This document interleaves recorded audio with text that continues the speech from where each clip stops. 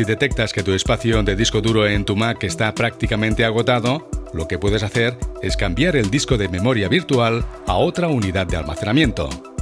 Para hacerlo, haz clic en el menú Photoshop. Selecciona Preferencias, Generales. Ahora selecciona Rendimiento. En este cuadro puedes ajustar la cantidad de memoria que usa Photoshop. Y en este apartado puedes marcar la casilla de verificación para seleccionar o quitar una unidad de disco duro como disco de memoria virtual y pulsa OK. Después, reinicia Photoshop. Ahora podrás trabajar con más espacio de memoria virtual. Si te ha sido útil este tutorial, compártelo con tus amigos. Cuéntanos tu experiencia en los comentarios, no olvides suscribirte al canal y darme un me gusta.